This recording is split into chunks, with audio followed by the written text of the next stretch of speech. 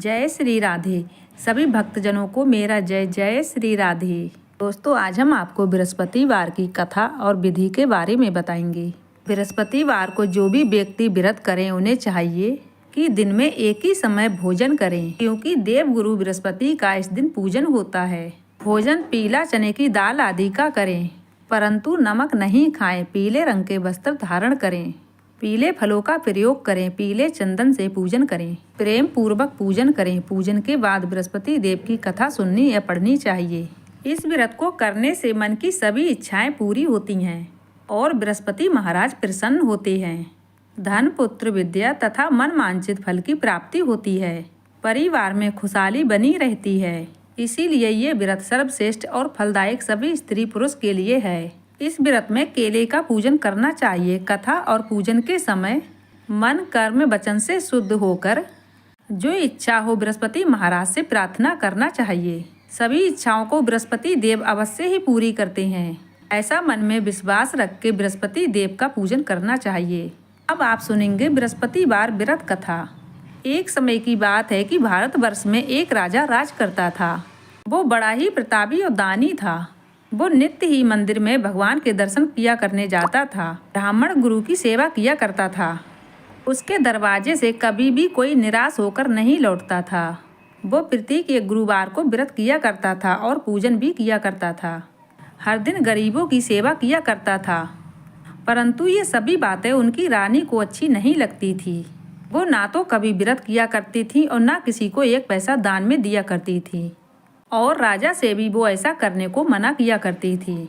एक समय की बात थी कि राजा वन में शिकार खेलने गए हुए थे। घर पर रानी और दासी थी। उसी समय गुरु बृहस्पति देव एक साधु का रूप धारण करके राजा के दरवाजे पर भिक्षा मांगने को गए थे।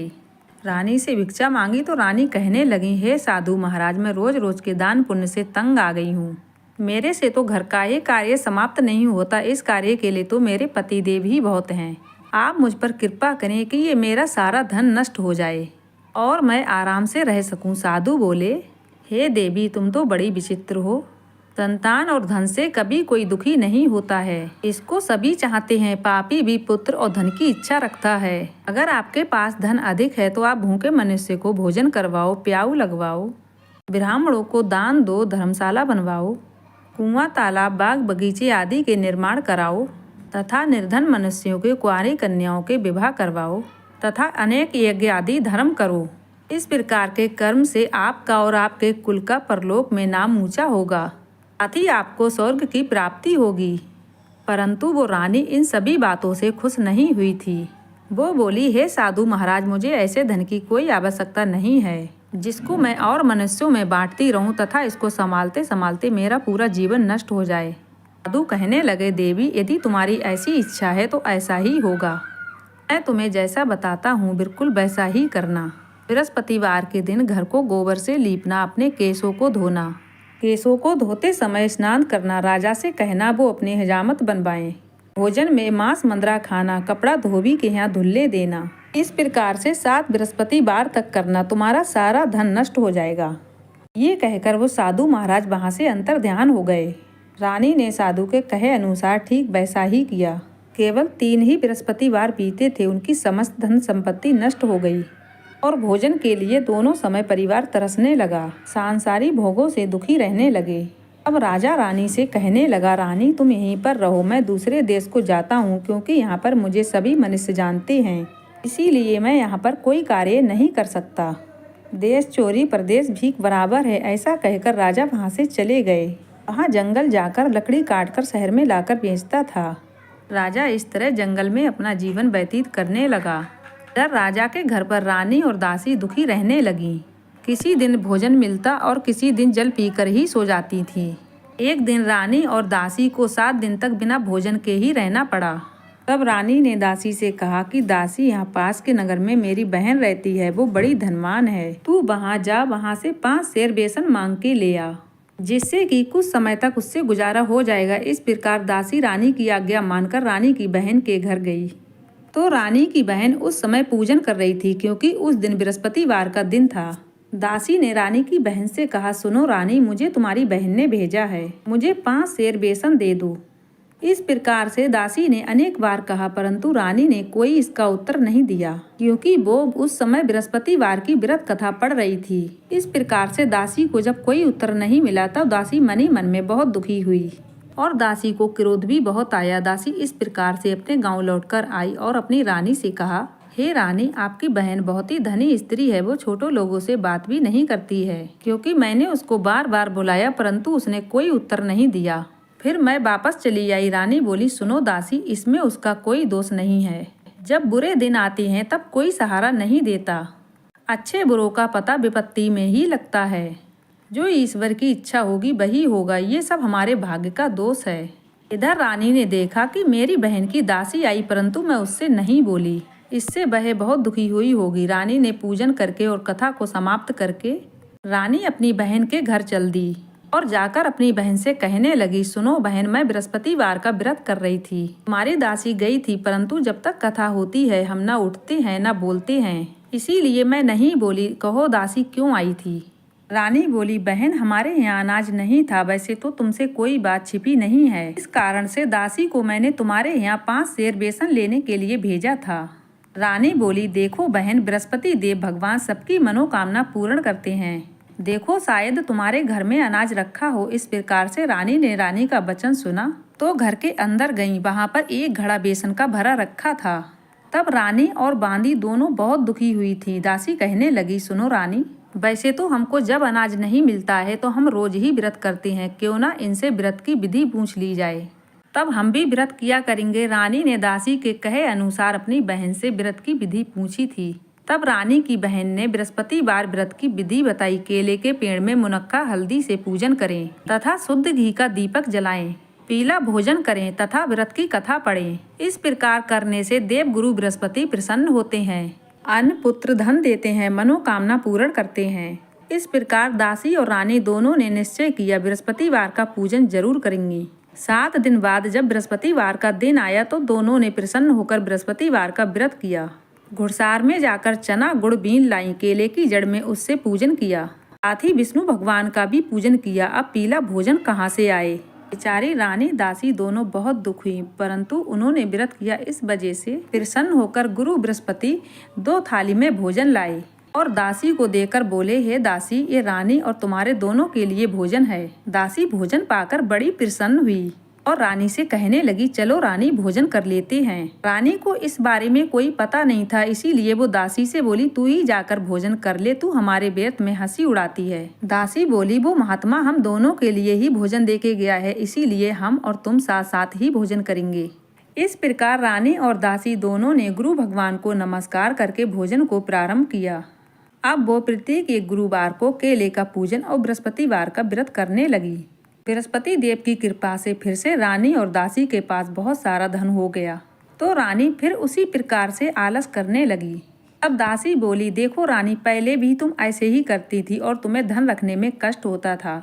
इस कारण से सब धन नष्ट हो गया। अब बृहस्पति भगवान की कृपा से फिर से धन मिला है तो फिर से तुम्हें आलस होता है। बड़ी मुसीबतों के बाद हमने ये धन पाया है, इसीलिए हमें दान और पुण्य करना चाहिए तथा भूखे मनुष्य को भोजन कराना चाहिए, प्याऊ लगवाना चाहिए, हमें ब्राह्मणों को दान देना चाहिए, कुएं, तालाब, बावड़ी आदि का निर्माण करना चाहिए, मंदिर पाठशालाएं बनवाकर दान देना चाहिए, हमारी कन्याओं का विवाह करवाना चाहिए और धन को शुभ कार्यों में खर्च करना चाहिए, जिससे तुम्हारे कुल का यश बढ़े तथा स्वर्ग प्राप्त हो और पितृ प्रसन्न हो। तब रानी ने इसी प्रकार के कर्म करना प्रारंभ किया। तब काफी यश फैलने लगा।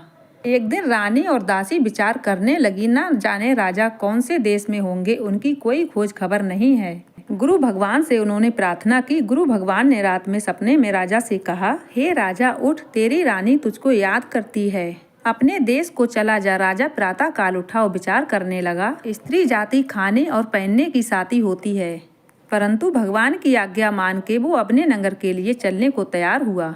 इसके पूर्व जब राजा परदेश चला गया तो परदेश में दुखी रहने लगा। फिरते दिन राजा जंगल से लकड़ी बीनकर लाता था और शहर में ले जाकर बीनता था। इस तरह से अपना दुखी जीवन व्यतीत करता था। एक दिन राजा दुखी होकर अपनी पुरानी बातें याद करके रोने लगा। तब उस जंगल में बृहस्पति देव साधु का रूप धारण करके आए और राजा से आकर बोले, हे लकड़हारे, तुम इन सुनसान जंगल में किस चिंता में बैठे हो? मुझको बताओ। ये सुनकर राजा के नेत्रों में जल भर आया। राजा साधु से कहने लगा, हे प्रभु, आप सब कुछ जानते हैं। इतना कहकर साधु को अपनी पूरी कहानी बता दी। महात्मा दयालु होते हैं। वे राजा से बोले, सुनो राजा, तुम्हारी स्त्री ने बृहस्पति देव का अपराध किया, जिस कारण तुम्हारी ये दशा हुई है। लेकिन राजा, तुम अब किसी प्रकार की चिंता मत करो। भगवान तुम्हें पहले से भी अधिक धन देगा। देखो राजा, तुम्हारी स्त्री ने बृहस्पतिवार का व्रत प्रारंभ कर दिया है। अब तुम मेरा कहा मानकर बृहस्पतिवार के दिन चने की दाल, गुड़, हल्दी लोटे में डालकर केले के पेड़ का पूजन करो। साधु को प्रसन्न देखकर राजा बोला, हे प्रभु, मुझको इतना पैसा भी नहीं बचता जिससे कि मैं भोजन करने के उपरांत मैं कुछ बचा सकूं, तो मैं कैसे बृहस्पति देव का पूजन करूं? मैंने रात्रि में अपनी रानी को व्याकुल देखा है। मेरे पास कुछ भी नहीं है जिससे कि मैं उनकी खबर जान सकूं। और फिर मैं कौन सी कहानी कहूँ, मैं कुछ भी नहीं जानता। साधु बोले, राजा, तुम किसी प्रकार की चिंता मत करो। रोजाना की तरह लकड़ियाँ तुम शहर में लेकर बेचने जाओ। तुम्हें रोज से दुगना धन प्राप्त होगा, जिससे तुम भली भांति भोजन कर लोगे और बृहस्पति देव के पूजन का सामान भी आ जाएगा। बृहस्पतिवार की कथा इस प्रकार है, सुनो। प्राचीन काल में एक बहुत ही निर्धन ब्राह्मण था। उसकी कोई संतान ना थी। वो नित्य पूजा पाठ किया करता था, परंतु उसकी स्त्री बहुत ही मलिनता के साथ रहती थी। वो ना तो स्नान किया करती थी, ना कोई देवी देवता का पूजन किया करती थी। प्रातः काल उठकर सर्वप्रथम भोजन किया करती थी, ना तो कोई अन्य कार्य किया करती थी। ब्राह्मण देवता बहुत दुखी रहते थे। पत्नी को बहुत समझाते थे, परंतु उसका कोई परिणाम नहीं निकलता था। भगवान की कृपा से ब्राह्मण की पत्नी को एक कन्या उत्पन्न हुई। वह कन्या अपने पिता के घर में बड़ी होने लगी। प्रातः काल उठकर स्नान करके भगवान विष्णु का पूजन किया करती थी। वह बचपन से ही बृहस्पतिवार का व्रत करने लगी। पूजा पाठ समाप्त करके विद्यालय जाती, तब अपनी मुट्ठी में जौ भर के ले जाती थी और पाठशाला जाने के मार्ग में डालती जाती थी। वह सब जौ सोने के हो जाते थे, तो वह पाठशाला से जब वापस लौटती थी तो उनको बीन के ले आती थी। एक दिन वह ब्राह्मण की बालिका सूप में जौ को साफ कर रही थी। तभी उसकी माँ ने देख लिया और कहा, हे बेटी, सोने के जौ फटकने के लिए सोने का सूप भी तो होना चाहिए। दूसरे दिन बृहस्पतिवार था। वह कन्या ने व्रत रखे और बृहस्पति देव से कहा, हे प्रभु, यदि मैंने सच्चे मन से आपकी पूजा की हो तो मुझे सोने का सूप दे दो। भगवान बृहस्पति देव ने उसकी प्रार्थना स्वीकार कर ली। रोजाना की तरह जौ फैलाते हुए वह विद्यालय चली गई। विद्यालय से लौटते समय जब वह जौ बीन रही थी तो बृहस्पति देव की कृपा से उसे वह सूप मिला और उस सूप को वह घर ले आई। उसी में जौ रखकर फटकने लगी, परंतु उसकी माँ का वह ढंग रहा। एक दिन की बात है, वो कन्या उस सूप में जौ साफ कर रही थी। उस समय उस नगर का राजकुमार वहां से निकल रहा था। उस कन्या का रूप और सोने के सूप में जौ को साफ करते हुए देखकर वह उस कन्या पर मोहित हो गया। राजमहल वापस आकर उनका प्यासा जाकर सो गया। राजा को जब राजकुमार द्वारा अन्न जल त्यागने का समाचार प्राप्त हुआ तो अपने मंत्रियों के साथ राजकुमार के पास गए और बोले, हे बेटा, तुम्हें बताओ क्या कष्ट है अथवा कोई और कारण है, मुझे बतलाओ।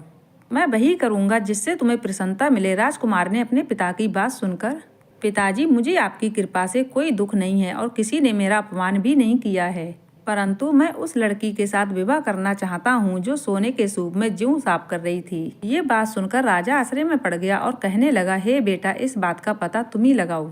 मैं उसके साथ तुम्हारा विवाह अवश्य करवा दूंगा। राजकुमार ने अपने पिता को उस लड़की के घर का पता बताया। मंत्री राजा के कहे अनुसार उस लड़की के घर गया और राजा का वृत्तांत ब्राह्मण को सब बता दिया। कुछ समय के बाद उस कन्या का विवाह राजा के लड़के के साथ हो गया। कन्या के घर से जाते ही उस ब्राह्मण देवता के घर में पहले के जैसे ही गरीबी आ गई। अब भोजन के लिए अन्न भी बड़ी मुश्किल से मिलता था। एक दिन ब्राह्मण देवता दुखी होकर अपनी बेटी के घर गए। ब्राह्मण की बेटी ने पिता के दुख का कारण पूछा और अपनी माँ के बारे में पूछा।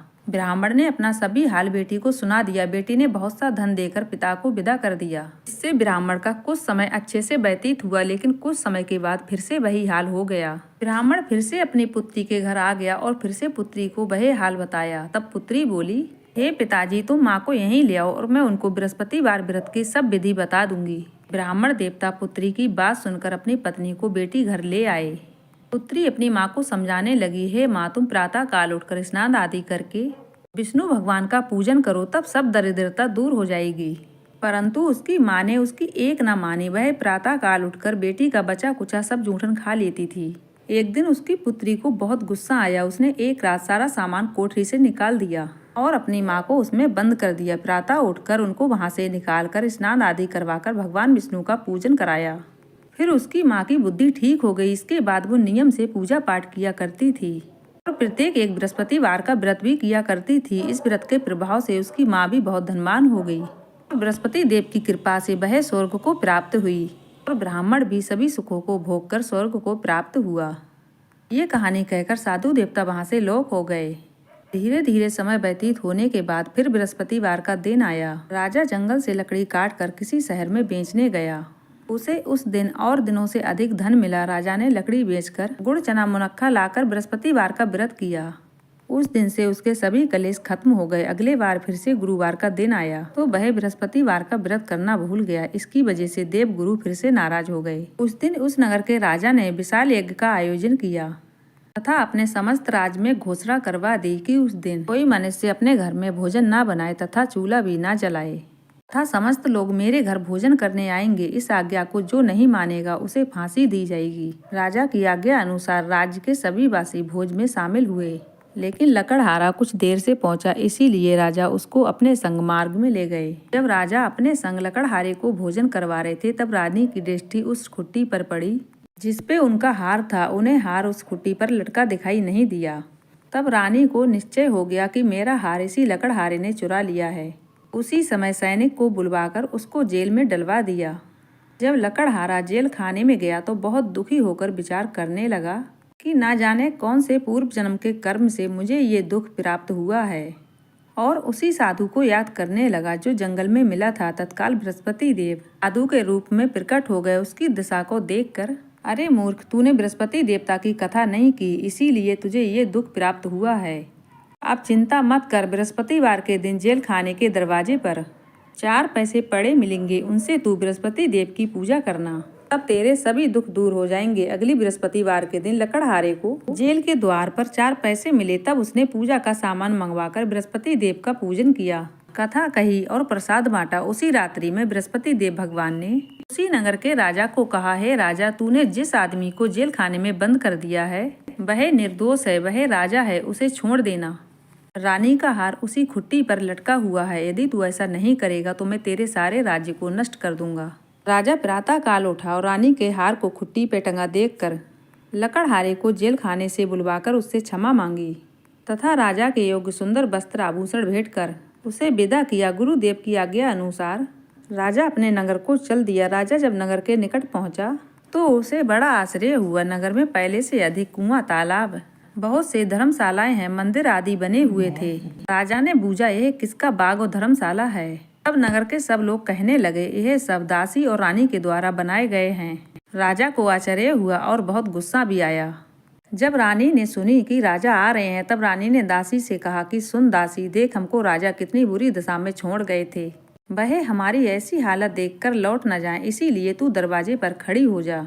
दासी रानी की कहे आज्ञा अनुसार दरवाजे पर खड़ी हो गई। जब राजा आए तो उसे अपने महल में लिवा लाई। तब राजा ने क्रोध कर अपनी तलवार निकाली और पूछने लगा, बताओ ये धन तुम्हें सब कैसे प्राप्त हुआ। तब रानी ने बताया, ये धन हमें सब बृहस्पति देव की कृपा से प्राप्त हुआ है। राजा ने तब निश्चय किया कि 7 दिन बाद सब लोग बृहस्पतिवार का पूजन करेंगे, परंतु रोजाना मैं दिन में 3 बार कथा कहा करूँगा। मैं रोजाना व्रत किया करूँगा। अब हर समय राजा के दुपट्टे में चने की दाल बंधी रहती थी तथा दिन में 3 बार कथा कहा करता था। एक दिन राजा ने विचार किया कि चलो अपने बहन के यहाँ हो आवे। इस तरह का विचार करके राजा घोड़ी पे सवार होकर अपने बहन के यहाँ चल दिए। मार्ग में उसने देखा कि कुछ आदमी एक मुर्दे को लिए जा रहे हैं। उन्हें देखकर राजा कहने लगा कि अरे भाइयों, मेरी बृहस्पतिवार की कथा सुन लो। राजा की बात सुनकर लोग कहने लगे कि लो, हमारा आदमी मर गया है, इसको अपनी कथा की पड़ी है। परंतु कुछ आदमी कहने लगे कि अच्छा कहो, हम तुम्हारी कथा को सुनेंगे। राजा ने दाल निकाली और कथा कहनी शुरू कर दी। जब कथा आदि हुई तब मुर्दा हिलने लगा और जब कथा समाप्त हुई तो मुर्दा राम राम कर खड़ा हो गया। जब राजा आगे बढ़ा, उसे चलते चलते शाम हो गई। एक खेत में किसान हल चलाते मिला। राजा उससे भी कहने लगा, अरे भैया, तुम मेरी बृहस्पतिवार की कथा सुन लो।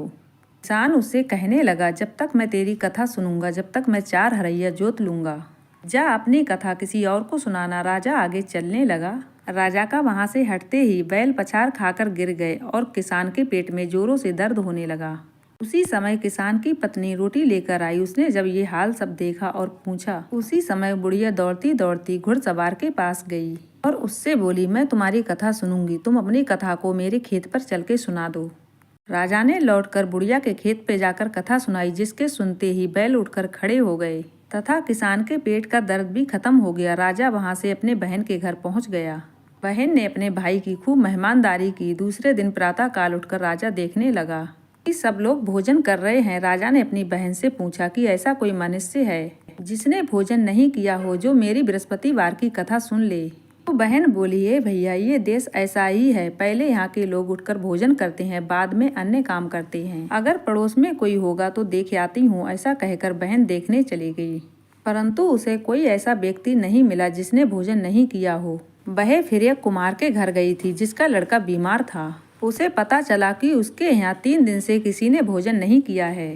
रानी ने अपनी भाई की कथा सुनने के लिए कुमार से कहा। वह तैयार हो गया। राजा ने वहां जाकर बृहस्पतिवार की कथा कही, जिसको सुनकर उसका बेटा ठीक हो उठा। अब तो राजा को प्रशंसा होने लगी। एक दिन राजा ने अपनी बहन से कहा, हे बहन, मैं अपने घर जाऊंगा, तुम भी तैयार हो जाओ। राजा ने अपने भाई के साथ जाने के लिए अपनी सास से आज्ञा मांगी। चली जा, परंतु अपने पुत्र को मत लेके जाना, क्योंकि तेरे भाई के घर कोई संतान नहीं है। बहन ने अपने भाई से कहा, हे भैया, मैं तो चलूंगी, परंतु कोई बालक नहीं जाएगा। भाई ने अपनी बहन से कहा कि कोई बालक नहीं चलेगा तो तुम जाकर क्या करोगी। भाई दुखी मन से अपने नगर की ओर लौट आया। राजा ने अपनी रानी से कहा कि हम निसंतान हैं, इसीलिए हमारे घर कोई आना पसंद नहीं करता है। इतना कहकर बिना अन्न जल किए बिस्तर पर लेट गया। रानी बोली, हे प्रभु, हमें बृहस्पति देव ने सब कुछ दिया है, वह हमें संतान अवश्य देंगे। उसी रात बृहस्पति देव ने राजा को सपने में कहा, हे राजा, सब सोच त्याग दे, तेरी रानी गर्भवती है। राजा को ये जानकर बड़ी खुशी हुई। 9वें महीना में रानी ने एक सुंदर पुत्र को जन्म दिया। जब राजा की बहन ने ये शुभ समाचार सुना तब वह बहुत प्रसन्न हुई तथा बधाई लेकर अपने भाई के यहाँ आई। तब रानी ने कहा, घोड़ा चढ़कर नहीं आई, गधा चढ़ाई। राजा की बहन बोली, भाई, मैं इस प्रकार ना करती तो तुम्हें औलाद कैसे मिलती। बृहस्पति देव ऐसे ही हैं, जिसके मन में जो मनोकामनाएं रहती हैं जरूर पूर्ण करते हैं। जो सच्चे मन से बृहस्पतिवार का व्रत करता है एवं कथा पढ़ता है या सुनता है और दूसरों को सुनाता है, बृहस्पति देव उनकी सभी मनोकामना पूरी करते हैं। वो अवश्य उनकी इच्छा पूरी करते हैं। जो संसार में सच भावना और सच्चे हृदय से बृहस्पति देव का पूजन करते हैं, उनकी सभी मनोकामनाएं वैसे ही पूरी होती हैं जैसे रानी और राजा ने बृहस्पति देव का गुणगान किया, उनका पूजन किया, उनकी कथा की और उनकी सभी मनोकामनाएं अवश्य ही पूरी हुई। मनुष्य को हृदय से उनका नाम सिमरन करते हुए उनका जयकारा लगाना चाहिए। तो कथा मेरी संपन्न हुई। उम्मीद करती हूँ दोस्तों आज की कथा आपको जरूर पसंद आई होगी। पसंद आई हो तो वीडियो को लाइक करके चैनल को सब्सक्राइब भी जरूर कर दीजिएगा। एक बार प्रेम से बोल दीजिए, विष्णु भगवान की जय।